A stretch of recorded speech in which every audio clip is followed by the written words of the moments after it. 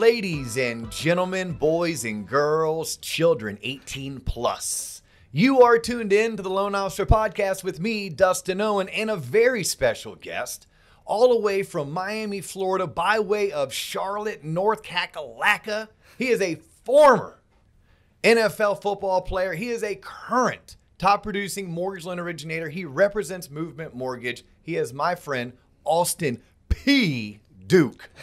Austin, welcome to the Loan Officer Podcast. Hey, that was probably the best intro that I've ever had. Thank you. Yeah, I appreciate that. Man, the energy all and everything. those college football games, high school homecoming. That was the best. That was the best. Yeah, because you put emphasis on the Austin P. Duke. And P? Yeah, I let you know. I call myself that to make myself feel more important. So Is that what it is? Yeah. I love it. I like the P. Yeah, you caught my attention when I was on IG and I said, hey, this dude has a blue check next to his name and I don't. Yeah, and an initial. And an initial. Yeah, but you're getting your blue check. It's well deserved. And Like it's I past could overdue. be Dustin R. Owen, right? It sounds more important. I once thought if I wrote a book, I'd be D, and my middle name is Ryan, but instead of Ryan, I'd want Ryan, like Ryan Sandberg, the baseball player, the Hall of Fame baseball player. I'm like, I could be D-Ryan Owen, or I thought about, what if I just came out and said, I'm the motherfucking D.O.? Yeah, you could do that. That one too? Yeah. And JC's you can going get to away bleep with it. that one out Yeah. on YouTube, probably. But D Ryan Owen is kind of short for like duh or like duh, you know what I mean? Like D, like this is D guy. D. You know what I mean? Yeah. So when I write a book, if I write a book. When. When I write a book, we're going to title it Sell Like a Stripper, because I've already talked about that. And it's going to be written in my pen name. Yeah. But today's episode is about you, Austin P. Duke. So, former NFL football player. Yep. That's cool as shit, Yeah, right? it's awesome. And I pulled your production. Like, before you even came, I'm like, hey, I want to check out who this cat is.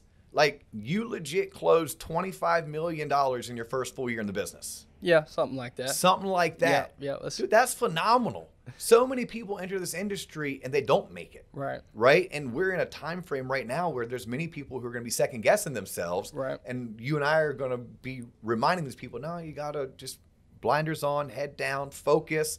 The next 90 days, 120 days, it'll feel like winter. Right. It's not a time to hibernate. It is a time to survive. Right. So that you can thrive once the weather gets a little bit better.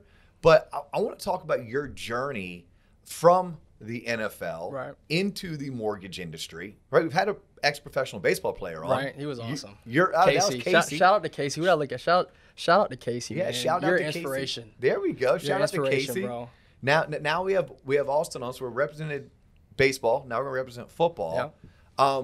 And so I want to talk about that journey, and I also want to talk about things that you're passionate about, because you're very unique that you're taking what the defense gives you. Right. As an ex-wide receiver, you definitely know what that is, right? Press versus off man. coverage, Yes. yeah. Talking lingo. Yeah. Yeah. I don't know. Am I doing a stop and go? Am I going to run a slant? Depends, right? Yeah, it depends what you're giving me. Yeah. It'll be a slant, it'll be a sluggo. If it's a hitch and go, then it's stop and go. Or Yeah. a hitch, yeah. So the defense is giving you a community that I don't have access to. NFL football players. Right. Okay, so that probably, from talking to you offline, is one of your niches Right. that you're trying to lean hard into. Correct. But then you also have this passion, right? Minority homeowners, first-time home buyers, and how you can serve that community and tie the two together, because they both represent you as a professional. Right. So I want to talk about all of this, and we'll spend the next 25, 30 minutes. And along the way, our goal is to give the audience some takeaways, some tie downs. Let's find a way to educate them, inspire them. If we can, That's solid. motivate them. That's solid. And if we're really lucky, we'll entertain them. Yeah. Right? Yeah, hopefully. And Hopefully y'all then- entertain, have some laughs. Yes. And I don't know where you're listening to Austin and I right now. If you're listening, it must mean you're on Spotify or you're on Apple or Stitcher, anywhere where you find audio versions of podcasts. Some people may be watching us on YouTube. Nice. If you're on YouTube, thank you. Please check us out, though, on Spotify and Apple. Subscribe, like, share. Give us a 5-star review. If you're just listening, we'd love for you to watch us as well. Hop on YouTube. Subscribe to our channel. Everything is at the Loan Officer Podcast, including our website, theloanofficerpodcast.com. Whew, I got that out of the way so Yeah, JC that won't was give me good. shit. Yeah, that was solid. You're telling them exactly what to do, how to follow up, and you're asking for it. I'm asking for it. Yes, we want you to follow. We want you to like. We want you to share. Yep. All right, so let's talk about you. So you graduate from Charlotte, UNC Charlotte, or AKA Charlotte. Yep. There you go. That- Because I've learned. they'll be on the Niner Nation will come for you. Niners. Yeah. The 49ers? Go Niners. Yep. Are they really the 49ers? Yeah, 49ers. Okay, like 1849 or 1949. 1949? Yeah, that's when the school was officially University of North Carolina at Charlotte. Okay, so you are a student athlete at Charlotte, playing wide receiver. You then end your collegiate career. You then go to the combine.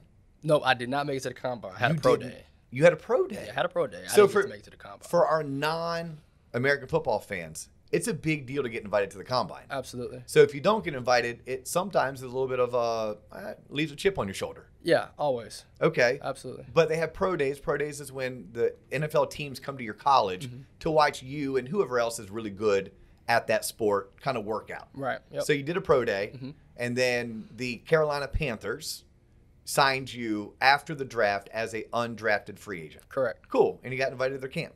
Yes. Well, very nice. I signed. So it's a little different when getting invited to camp and actually like signing. So I signed as a part like after the draft pick signed. So like I was a part of like that, and then you had like your camp invites. Pretty much all the same thing. I mean. Well, no, but it isn't, right? Like I'm learning something new. Yeah. It's one thing to be drafted. Right. But if that's like the 1A. Yeah, right. The 1B is to get signed. As a priority free agent. As a priority and free agent. then you'll have your camp invite. Okay. Guys. But it's all for one opportunity. You Yes. know? So you get priority, or you get, I wouldn't say a special treatment, but you just hire on their priority list. But it's all for one opportunity, so you got to make the most of it. Yeah, like the first round draft pick has a very high priority. Right. Yeah. A 7th round draft pick has less of a priority. Right. And then all the way down the line. But all of you that are on that team are fighting for 53 spots. Exactly. And I'll tell you a funny story actually with that, since it's quick. But McCaffrey, when we came in together. You're talking about CMC. Yeah, the guy. Run CMC. Yeah, the guy. He could throw it, he could run it, he could do it all. Yeah. But we have, for the Panthers, or most NFL teams, you have a rookie talent show where you have to go up in front of the team, you have to sing, you have to do something to show your initiation or support for the team. So we're in rookie camp, and we had to go up and we had to say our name, our school, and our signing bonus. Well, Christian McCaffrey goes up, and I mean, Stanford, he's making $10 million, and he decides, instead of singing, he decides to play the piano and sing. What's the song? Friends. Lean on me. Lean on me, and he's singing, and he has the whole crowd rocking. Can he sing? Oh, he can do everything. He can do everything. Okay. So, he and Larry Fitzgerald then, because I'm pretty sure Larry Fitzgerald's a kind of Renaissance man. yeah, I don't know Larry Fitzgerald personally. He's a little older, that's why. Yeah, he's a little older, but he's a stud too. So I think I either go that same day or I might go the next day, but I'm nervous because I'm like, well, my name's Austin. I come from Charlotte. Probably never heard of it. $1,000 signing bonus, and like I had to go twice because my song sucked. Yeah. So I'm just like, that's a hard act to follow. But that was for me like a reality hit of like, okay, like this is different. Like we're in the big leagues. Like, this is where we're at right now, and now you have to follow up not only on the field but apparently off the field as well with this guy. So that's cool though. So you were in Christian McCaffrey's rookie class. Yeah. All right. Yeah. Well, not Christian McCaffrey's rookie class, was in 2017 draft class. Well, but you were both rookies together. Correct. You both went to camp that year fighting to make the team, and if you didn't make the team, you at least make the practice team. Right. Which, again, I don't know if y'all know this, but people who are on the practice squad, they don't dress out on Sunday, but they're very much a part of the team, and they still get paid. Like $120, $150, $180 a year to be kind of like reserves. Right. You practice all week. You probably give the team a good look. Good scout look, like a scout look. And then you're not hope, but you're there in case someone gets injured, in case someone's not performing. Then you can get called up from the practice squad to make it. That's the ideal. So that was your life up until just a couple years ago. Yeah, up until 2020. Okay, so 2020, you hang up the cleats, put the helmet away, and why the mortgage industry? The mortgage industry. So I knew from a little kid, I used to watch the HGTV channel, and I would always see like homes, whether that was interior decorating, whether that was selling and flipping. I was always drawn to that. Okay. So as I started looking for my next career, I'm sitting here like, man, like, I want to make a lot of money. I want to help people, and I want to do something in real estate. you know, and I want to be my own boss as well. I don't want to be tied down, because what if football gives me a call back? I need something that I can have an asset and put in my back pocket. Because if you don't know, if you're not a top guy in football, you know, you're broke pretty much. If you know, I did a good job of saving the money that I did make, but, you know, and I lived at home with my parents as well, so I got to stack, you know, my paper. But, you know, a lot of people don't know that. Like, not everybody comes out and you're a millionaire. So understanding that, I was like, I need a way to make money, do something that is productive and it's an asset. So I started looking on LinkedIn, learning the difference between a mortgage lender, a mortgage broker, being a realtor. I don't want to go in that space, but what about financing? Okay. So I looked into that. I did my research, and I was like, yeah, that's it. Like, you can make 6 figures here year one. And if you're really good, if I just answer the phone, and that was one of the things that when I was buying my house, like, my LO never answered the phone. So I was like, if I just communicate, I could be better than 90% of the LOs here. So did that, and processed that, and was like, yeah, I'm about to go be a loan officer. So you went out and you found your own opportunity, right? Found a company that was a great start for you. Absolutely. Because they helped train you. Absolutely. But then after a while, you pivoted and you switched companies because you currently represent Movement, which we were talking about, which is, I don't know if this was intentional or unintentional. Like, did you know that Movement was founded by a former NFL player? Like when you were interviewing? So yeah, so no. Back when I first was looking around, I actually had a friend that was telling me, you need to go try Movement, but I thought it was all about like drinking a Kool-Aid. I bet they drink some Kool-Aid over there. They do, but it's a good Kool-Aid. It's a different Kool-Aid, and I thought it was like one of those, like, you know, elevation or mega churches where everybody's just like, oh, this is so wonderful and everything. And I was just like, nah, I'm not really with that. So I didn't decide to go there. And then once I actually heard them out, heard their movement, heard their initiative, I'm like, nah, this place is just dope. Like, they get it. You know, they support, they have the resources. They're about helping people and valuing people. And I think once I understood that, and, you know, I'm very grateful of the company that I was with before. They, you know, like I told you, that's my boy. You know, like, I wish them well. Like, they trained me up. They taught me everything I knew when other people might not have. We're patient. So it's nothing but love. But, you know, when we talk about the truth and the facts of the things is, you know, once you reach a certain understanding or level, it's like, okay, like, I see what I need now to be successful, and this is the route that I need to go. Yeah, no, it's fantastic. But I want to dive into this. I'm going to circle back a little bit. So you did your research. You figured out, look, real estate's not really for me. Right. Which is funny. I've helped many people realize either real estate is for you or is not for you. Right. Real estate is very flexible in terms of when you're working, but you're always working. Right. Yeah. And it's a lot of nights and a lot of weekends. And for me, I was like, I like the fact that it's make myself available nights and weekends, but I'm not working nights and weekends. I see, that's a big difference, yeah. I wanted to work Monday through Friday, 8 to 5. Right. I wanted that opportunity to coach my son's football team, to get my daughter to dance. I wanted to have weekends where, like, I'm like, look, I don't mind answering a text or a quick 15-minute phone call, but I don't want to go show homes for 4 hours. And I feel like I could scale it quicker. Right. And yes, I dig finance over measuring a house and trying to figure out what furniture goes in where, and like, it's just not what I do. Right. But once you figured out that you wanted to go finance, then you found a company. How did you find that company? Because what people need to understand about you is you've only been at this for less than 3 years. Right. So like, we've had people like you on, Danielle Anderson. We've had Kayla Sharp on. Okay. And I love having you all on because you're the future of this industry. Right. Right. You're future because I'm 18 years in, and I maybe have 7 more, maybe 12 more before I just start getting worn out. Right.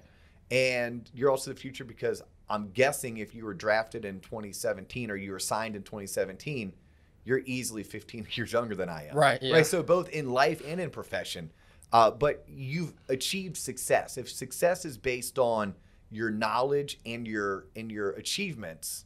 Well, I've talked to you, so you speak like a mortgage banker, right? So you speak mortgage, you speak my language, and your production is that I mean, it takes some people 3, 4, 5 years to fund $25 million in volume. I'm like, nah, that's what I've done in the past 12 months. Right. So I want people who are listening to you, I want them to learn from you. How did you choose your first employer, or how did they choose you? Right. So it was LinkedIn. I was really living at home with my parents, coaching at Providence Day. And I was going through just doing the quick applies, quick applies. Okay, so you were replying to job postings. Yes. Okay. Job postings. And I found this startup company, and I went to a startup program in school. So I really felt like I could help influence the culture there. I can help be a part of something bigger than myself. I was the second one hired. So that really attracted me. So the company itself had some senior people who had left working for someone else, and they started their own company. He's not even senior. I think Bryce was like maybe 27 or 28. He started with his dad. But who knew mortgage? Someone had to train you. Someone had to know mortgage better than you. Well, Bryce is he's intelligent. That dude is smart. Okay. Smart. How long had he been doing mortgage 2 years. Okay. 2 years. So he had been doing it for 2 years. Yeah, and then his dad's been in it for like 30 plus years. Okay. Yeah, he had his own company back in like before the market crash. There we go. That's what I was going for. That's what I was going the senior. for. It was senior with junior. Right. And then they hired you in. They trained you up. And then eventually, we know that you're at Movement today. So eventually, that ran its course. Right. And it was time for you to move on. Correct. Yep, very much like Christian McCaffrey's time with the Panthers has moved on. He's now a 49er. Right. But not the 49er like you were at Charlotte. No. He's a 49er like in San Francisco. Where he balled out at Stanford. So yeah. Yes, where he balled out at Stanford, where he also scored me a shit ton of fantasy football points last week. Yeah, other week. And I was very happy for that win that he helped bring my team. Yeah. But I got into it and I probably did maybe 25 million over the last 14 or 15 months. I just think that's important to say. But yeah, so did that, but I found him on LinkedIn, did a couple job interviews with like banks like Wells Fargo, did not really like it, and then learned about being a broker and a lender, learned about the different things like that. But really just taking the knowledge of football and the discipline of football, the teamwork of football, leadership, all that good stuff, and the work ethic. That's the most important part. Okay. Like at the end of the day, you gotta like you said, you gotta think big and then think bigger, right? So it's things that I had to learn, like making cold calls. Like I did not like that, so I was like, I want something more warm. So using my asset that I have, my verification, and I reach out on there first and make the connection. You know, when I first get on a phone call, you know, I try to make a connection of like, hey, you know, I've transitioned. I played with the Panthers for a couple years. I'm now transitioning to the Mortgage. That everybody, oh, okay, you play for. I thought I recognized you like that. So it's something that is different. Using it to my advantage. Yes, that's what the defense gave you. Yeah, that's what they gave me. You had a verification. It's so funny because you are verified, but you don't have that many followers. And then 14,000. That's. I thought you would need like 100K in order to be verified, right? Yeah. Yes, you're 14 compared to my 3. Oh yeah. Y'all need to step it up. Yeah. Somehow I'm like way behind Austin. But no, you had told me that when you are a professional athlete in an organization like the Panthers, that they have a PR. Amy, shout out Amy. Shout out to Amy in PR, and she worked with the right people to make sure that you were verified because you are a professional athlete, you do represent the organization, etc. But you took that verification and you took your story, which is, hey, I've recently left playing football full time. I'm entering the civilian world as a mortgage loan originator, and I'd love 15 minutes of your time. Right. You didn't like cold calling, but you're totally cool accessing everyone via Instagram. Exactly. That's where most of all my business comes from. You would follow. I want to get into that. You would follow them. Yeah. They'd probably see that you're verified. They would then follow back. You would then send them a direct message, a DM, and things would manifest. Yep. 18 years ago, I had to take what the defense was giving me. Yeah. So I was brand new to the industry. I just moved from West Palm Beach to Orlando, Florida, which is a 2.5-hour drive. And my wife was pregnant with our oldest. Wow. So I would call, and back then you called because there wasn't smartphones. We didn't have social media yet. Flip phones and stuff. Not even that. Not that yet? Dang. No, I had like this phone I would like clip to my belt. Is that a pager? I did have a pager in high school, but no, it was actually a cell phone. I did get my first cell phone in 2001, and this was like 2003, 4-ish time frame. 2005 time frame. But anyhow, I would call people. They're like, hey, my name is Dustin Owen. I work for this company. And I recently transferred to Orlando because my wife's pregnant with our oldest. So you were coming from a place of survival. And I had the luxury of rebuilding my business. Nice. Here's what I didn't say. I'm brand freaking new. I elected to move to Orlando. Right. that could have been my story because that was true as well. But it sounded better saying I transferred because I did have to put in for a transfer request. My company did accept that transfer request. And my wife was pregnant. That was not a lie. And I was rebuilding my business, or I was building it. Or I was building it because I didn't have much of a business or any business down in West Palm Beach because when I lived in West Palm, I worked in TV advertising. But my point being is I don't want someone to listen to you and be like, oh, well, yeah, of course Alston's doing all this business because, you know, he can drop that he's former NFL and he has that verification check. I'm like, no, he's looking at what he can leverage. Exactly. Right? We've had other guests on that have had equal or even greater success without saying former NFL. No, they looked at what the defense gave them. One of those guys was someone who used to sell cars for a living. What did the defense give him? 1,000 past clients in the car business that he picked up the phone and called every single one. Hey, I helped you with your car purchase. I can help you with your home purchase. Hey, I helped your friend with her car, right? We all have that story. And that's what I want people to get out of this part of your interview. Is that was your story. Well, I'll tell you this. I'll even take it a step further. For 6 months, that was the main reason I didn't get business was because people thought that I was just doing this as a gig until football came back, or I didn't know what I was talking about because I played football. So I had coaches like from high school or people that I knew that gave me an opportunity, but then when it came down to it, they were like, nah, I don't really trust this. And I did not have business for 6 months. I love that. I love that for two reasons. A, for every strength comes a weakness, right? So your strength was the ability to leverage former NFL. The weakness is, oh, he's a dumb football player. Exactly. Right? And then on top of that, you went 6 months. Listen to him. 6 months without a paycheck. Didn't quit. Didn't get down on himself. I'm guessing you had bad days.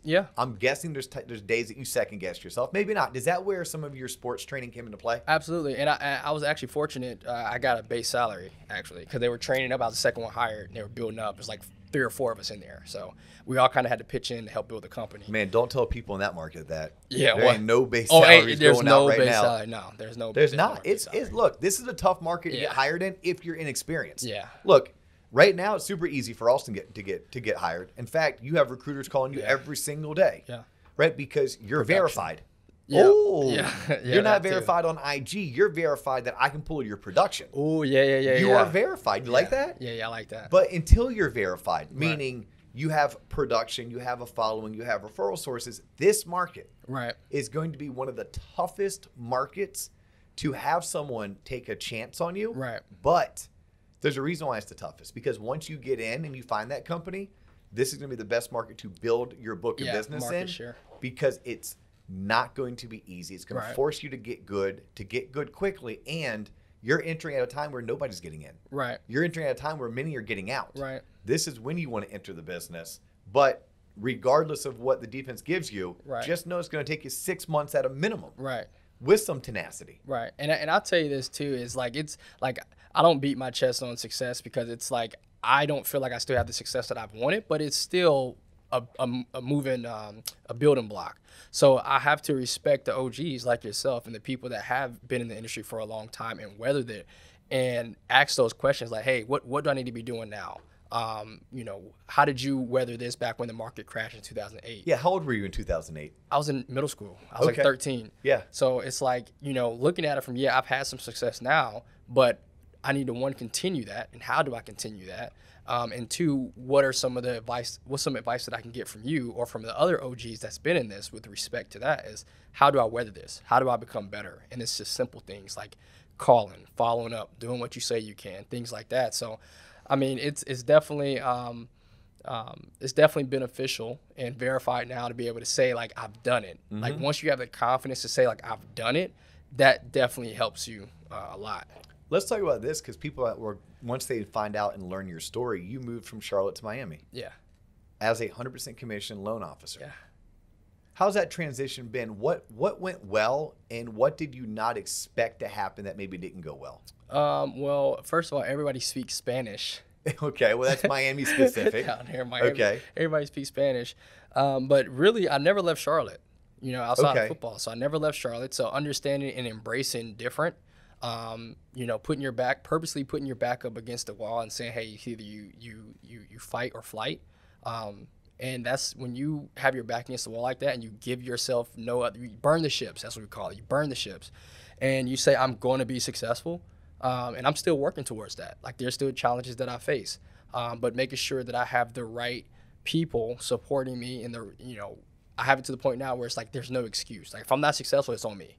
But it's no excuse. Are you still doing loans in Charlotte? And Absolutely. Are you also doing loans in Miami? Yeah. So Charlotte is my pipeline. Like okay. That's my, I still go back and forth and visit because it's like I need to continue my realtor partnerships. I need to continue my client relationships and really leverage that. So those people still work with you? Absolutely. Regardless if you're 900 miles away? Absolutely. That's awesome. Because I'll hop on a plane and I'll go back. I'll hop on a phone call. I'm always, like you said earlier, I'm available. Yeah. So have you been able to establish yourself in Miami yet? Like, are you having Miami realtors start to trust you and send you business, or is that taking longer than you anticipated?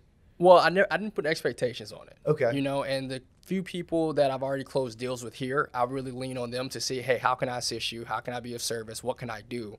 And then now, more so establishing myself, humbling myself again, asking for the business, letting them know, like, hey, how can I help you?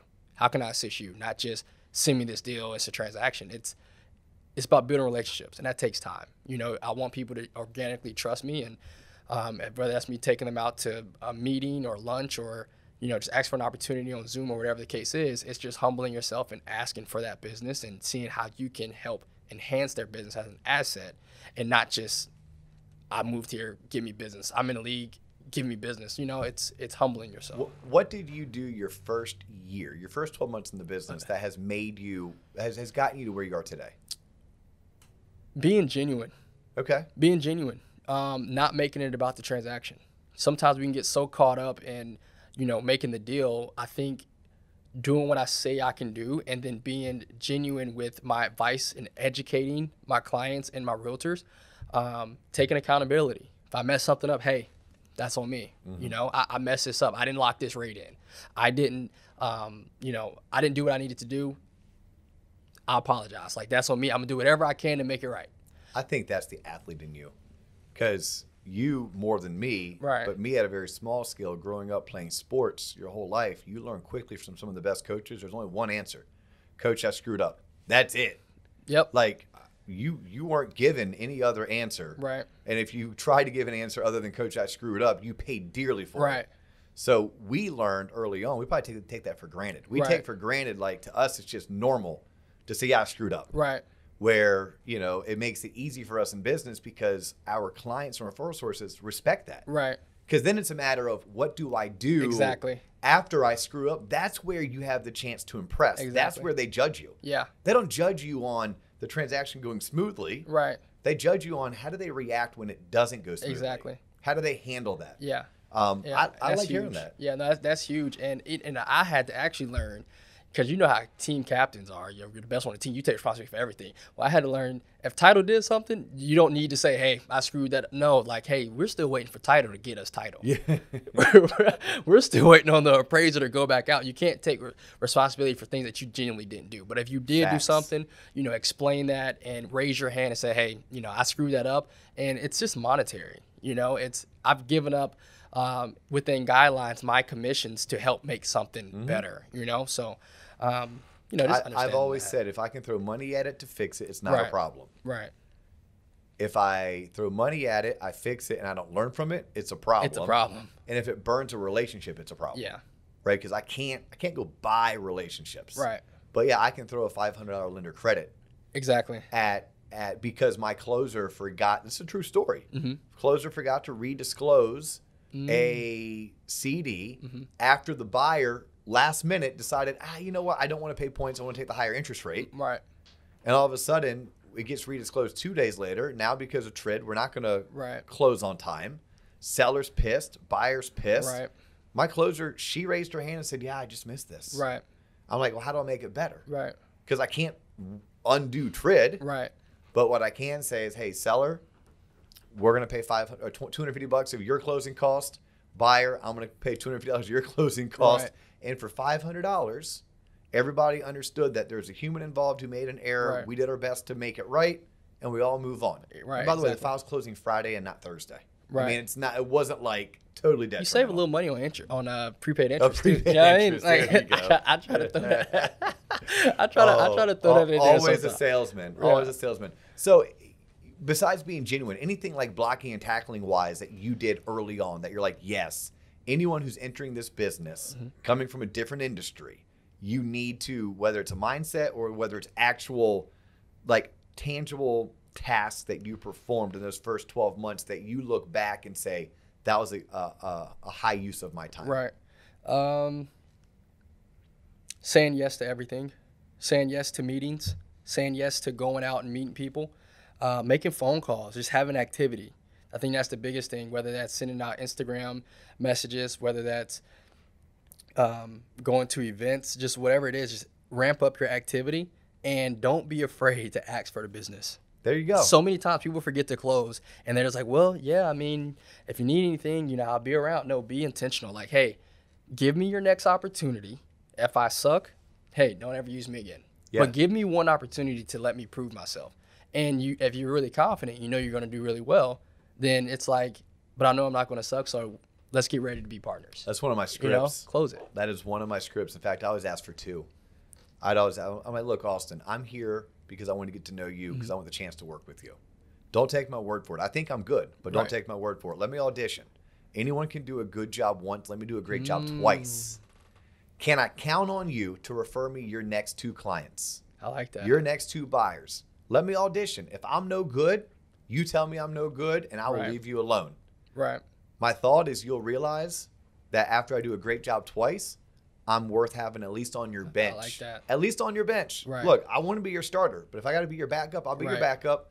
Put me on your bench. But I always ask, can I count on you? Right. Can I love that. Yeah, can I count on you? And I ask for 2. Right. Because I'm greedy, I guess. Yeah, no, that's cool. But your advice is spot on. Right. He or she with the most activity will win. Yeah. It's what Kayla said. Kayla Sharp's up in Jacksonville, Florida, and she does like $30 million a year. She's in her 3rd year in the business. That's and like, amazing. what does she do? She doesn't miss networking opportunities. Nice. Network, and wherever she goes, people they know what she does for a living. Right. Like her name badge is on the whole 9. Where you put it in a different word, but same exact concept, which is you're always active. Right. You're always out there, whether it's attending a networking function, whether it's laying on your couch and following 100 people in hopes that 40 follow you back, and of those 40, you connect with all of them through a DM. Right. And hopefully that 40 leads you to 10 meetings. Right. 10 meetings could lead you to 2 long-term referral sources. It's a numbers game at that. Yeah. And make friends with realtors and financial advisors. Like, genuinely make friends. And people do business with people they like.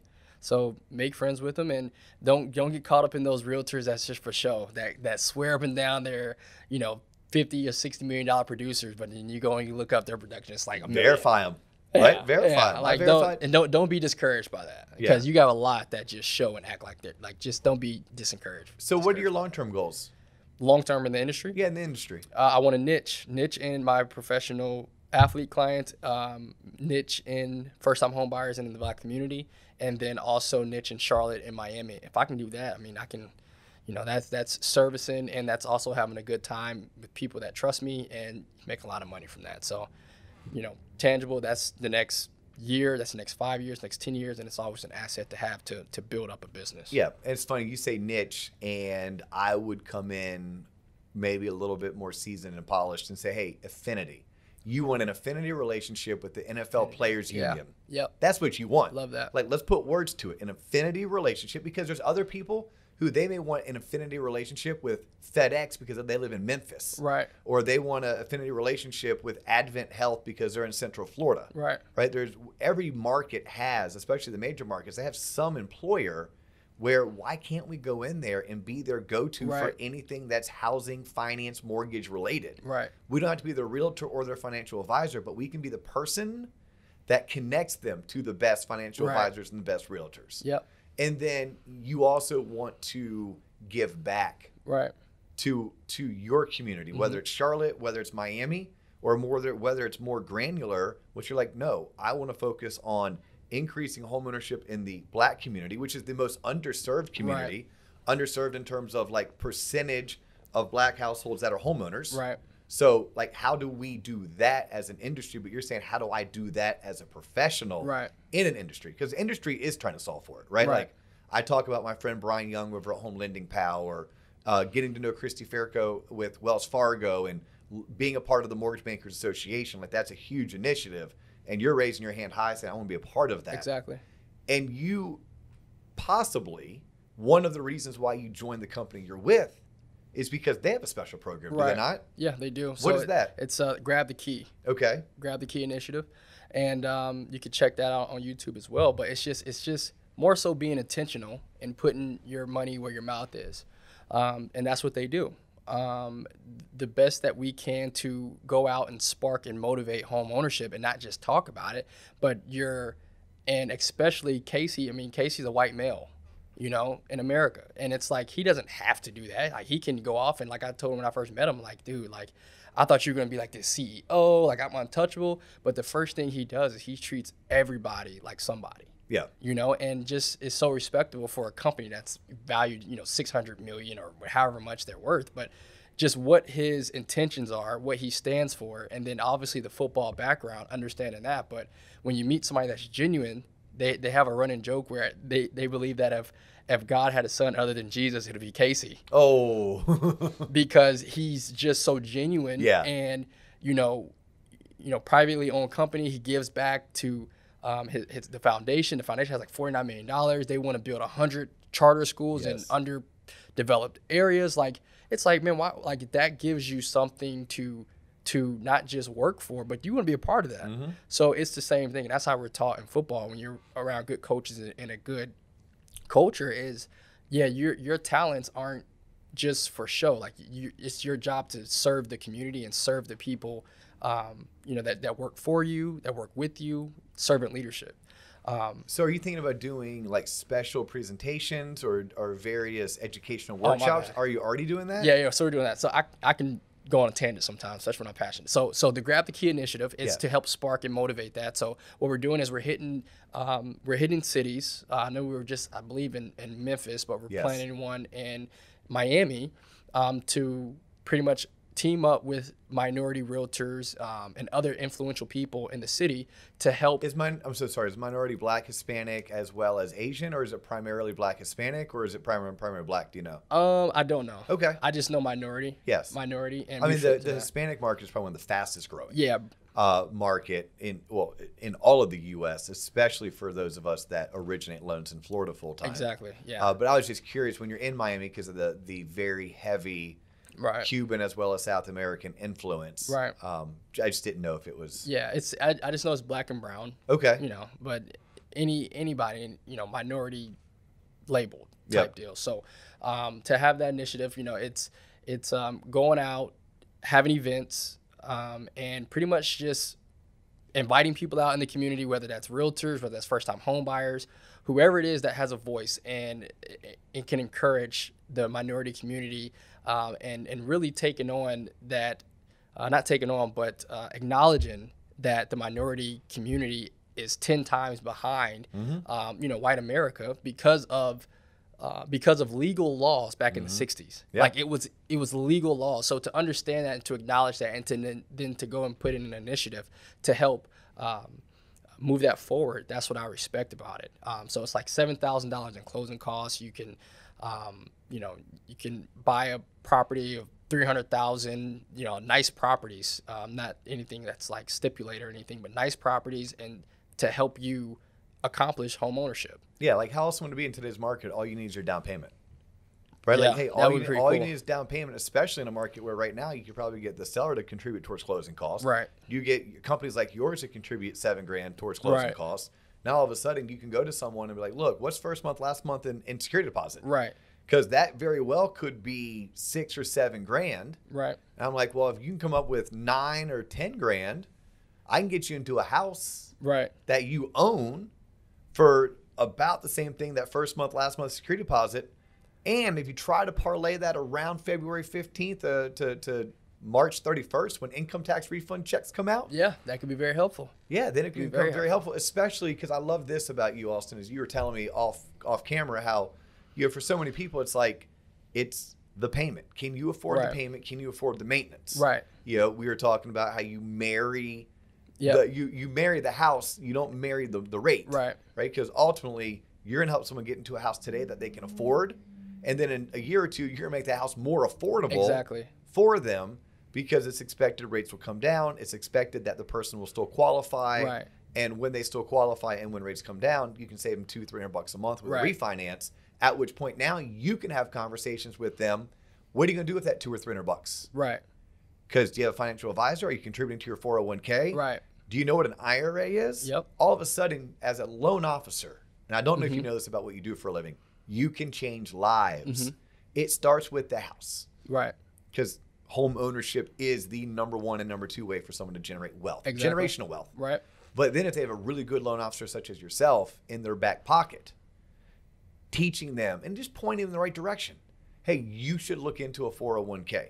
I'm going to save you $300 a month. You should use that $300 a month to establish a 6-month reserve. Right. Because maybe you recognize that, wait a minute, you're kind of living paycheck to paycheck, homie. Right. Yeah. Let's go ahead and get you like 12 to 15 grand in a savings account, so that way when life throws you a curveball, you got the money. Right. And these are things as loan officers that we can do. Right. And then you're saying, and I can capture people in the very beginning by being a part of these educational programs, by being a part of a company who gives $7,000 towards closing costs. And you start by changing one person, then they have children. Right. And their children grow up way different than they did. Right. Why? Because they grew up in a house that mom and dad owned. Yeah. Right? And all of a sudden, mom and dad learned some things along the way, and the conversations they're having at the dinner table are way different than the conversations your clients had at the dinner table. Because they're educated. They're educated. And 18 years later, now you're a salty old veteran, but that you're a salty old veteran who's done 5 loans for this family, and now you're doing loans for their kids. Right. And that's the most important part. I was telling you earlier too, it's the trust factor. That's it. It's just they have to trust you. And if they trust you, then you can have those conversations. You can be a part of their life. I still, like, all of my clients, I can call any one of my clients right now and check in. Yeah. Whether it's for their birthday. By the way. Yeah, whether it's for their birthday or, hey, how the kids going? Oh, I just saw she had a birthday. I can have that conversation because it wasn't transactional. Yes. It was like, like, I really care. Sometimes more than I needed to. Yes. But it was like, I really care because I hear in the Black community, you don't talk about finances, and I've heard some of my friends too. They're like, well, we didn't have these conversations either. But it's like in the Black community, like, you do not talk about finances. Like, that's just not a thing. And, so what we call it, undress somebody financially, they got to show you their pay stubs, their bank account. They got to show you all this different stuff. And that takes a lot of trust. And so vulnerable. It's vulnerable. It's very vulnerable. And it may be like that for other people as well. But I just know for in our community, it's like, that's just not something that, that's just not something that you do. Like, I still don't know how much how much money my parents made when I was growing up. Yeah. So it's just it's like, you don't show your emotions, you don't cry, and we don't talk about money. And we don't talk about money. And I'm like, how do we change all 3 of those? It's okay to cry. Let's talk about our feelings. Right. And yes, let's talk about our money. Because for me, like, and I grew up in an awesome household. Right. Mom and dad are still today married 51 years. Nice. And I think everyone should want to have a marriage like theirs. It's amazing. But at the end of the day, like my father, very blue collar. My mom, very blue collar. They didn't grow up in a household where finance was taught, where sales and marketing and advertising and ROI was just discussed. So I grew up wanting that. So I became the professional I became because I craved that knowledge, and I personally wanted to bestow it on others. Right. Now my children, no, they are what you call privileged. Right. And I would say they're less privileged because dad makes a bunch of money.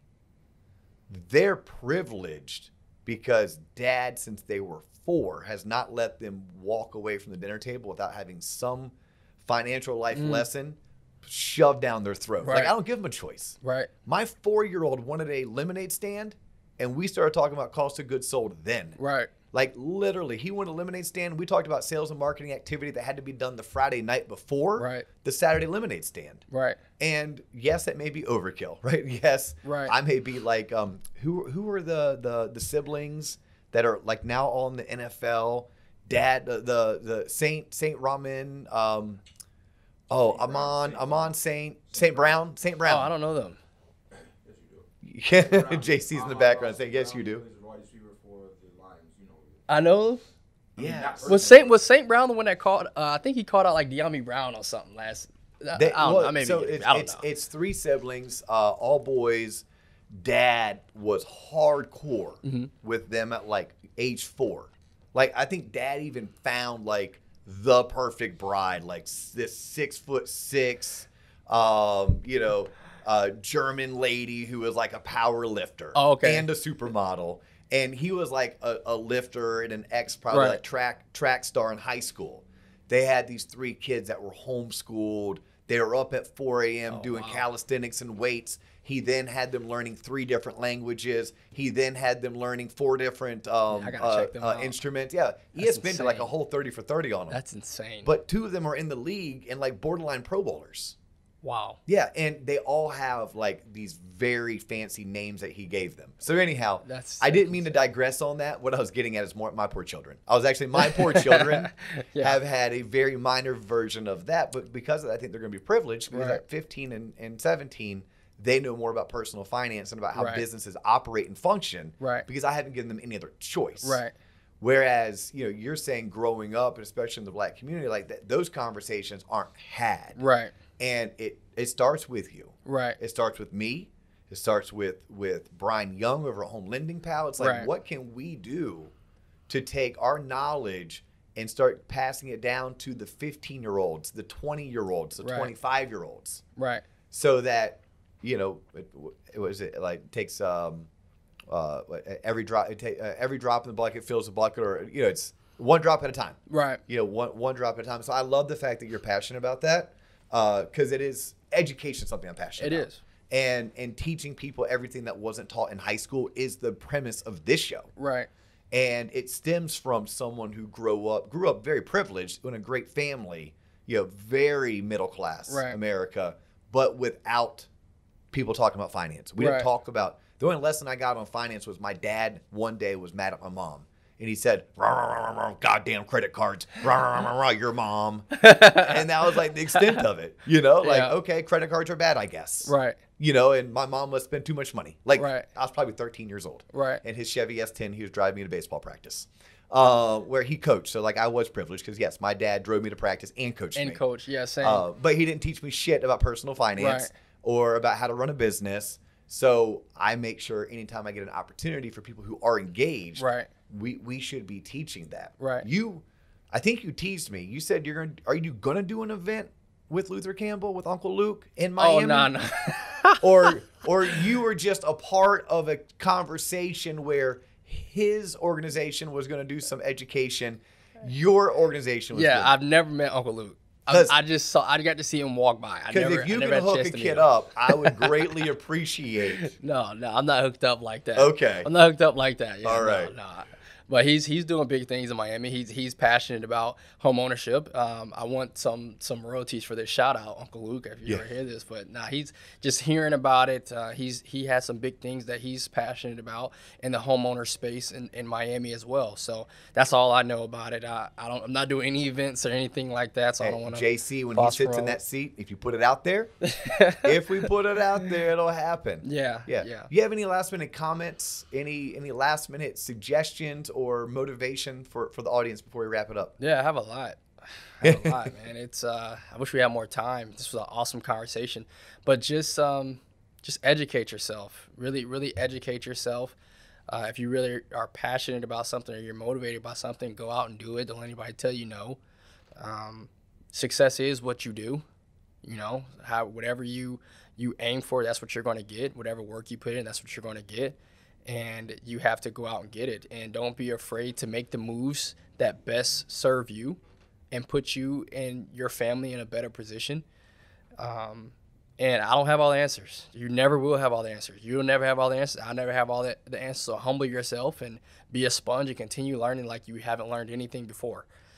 So I think that's the biggest thing. And, once we have our Grab the Key event in Miami, make sure you come out. Invite me. Yeah, I'll invite you. Yeah, invite me. I'd love to come. Cool. I'll invite you. And I love what movement stands for. I love what we're about. Value people, serve people, and that's the most important part. So, can we somehow tie that? It's the Key Initiative. What's it? Grab the Key. Grab the Key Initiative. And you're going to do a big event in Miami. It's a TBD date. Should be like March. Beautiful. It'd be like Q1 of next year. We're still planning it. Yeah. But it's just I would love to come because what I was going to ask you is, can we somehow speak to the powers that be about doing it around fishing season? When's fishing season? Well, when you're living in Miami, it's just about year round. Okay. But in March, the dolphin really start running. Oh, yeah? And if you've never gone offshore fishing for some mahi, some wahoo, maybe get an occasional sailfish, it'd be a phenomenal that's time. awesome. Yeah, I'm new to moving, so I don't want to speak out of turn. But yeah, I mean, well, you and I can still go fishing. Yeah, we can still go. Yeah. But if let's do it. Okay. We can do that. But yeah, I'll you and I can introduce still go fishing. Yeah, that's cool. But if it would benefit having TLOP down there, yeah, tell Casey and look, I will leave my Waterstone Mortgage name tag in Orlando, Florida. Yeah. I will come down. I will represent TLOP. You won't hear a word about Waterstone. Yeah. Montel, Wendell, Casey. Yeah. Hopefully all of them can come down. They're great guys. Seriously. So. Yeah. No. Casey is someone that I've wanted to have on the show since we launched it 2.5 years ago. Oh, you be in for a treat. Yep. Yeah. So one day I'm sure we'll get a chance to sit down like this. Yeah. But in the meantime, if people want to get a hold of you, Austin, what's the best way to reach you? You can hit my cell phone, 704-605. You can call me on my cell phone. 704-605-2323. Say that again. 704-605-2323. Okay. And then my email address as well, austin.duke@movement.com. But if you know this, nobody reads emails. So that's like the fourth or fifth line of where you should reach somebody at. It should be phone call first, or no, face-to-face, phone call, maybe a text and an email, something like that. Interesting. Well, I'm a boomer, as my kids tell me. Really, I'm not. I'm only 43 years old, so it puts me like close to being a millennial. But my kids call me a boomer, and I live on email. Oh, I live on email, but I do check my text messages throughout the day. I have all of my alerts and notifications turned off. Yeah. Have to, because if not, I'll be distracted and get nothing done. Yeah. So I guess for me, I'll tell someone like, hey, look, well, for the show at LinkedIn. LinkedIn's my jam. But for you, why not Austin P. Duke on IG? Yeah, it is. Oh, yeah. Yeah. I forgot about. You gave everyone your phone number. You gave them your email address. Yeah. Yeah, you didn't tell them Austin P. Duke on IG. Austin P. Duke on IG. Yep. Look, I am at the Loan Officer Podcast on everything. TikTok, Facebook, LinkedIn, Instagram especially. Yeah.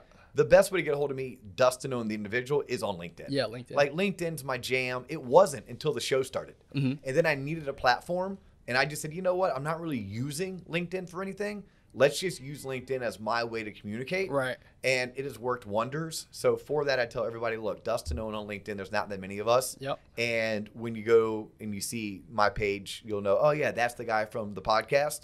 But IG's a good way, too. Yep. But more importantly, thank you. No, thank you. This was fun. This was fun. Absolutely. I appreciate having a guest on, especially the future of the mortgage industry. I appreciate that. And one of the people who's going to be solely responsible for changing home ownership in Black America, which I love. Hopefully. Hopefully.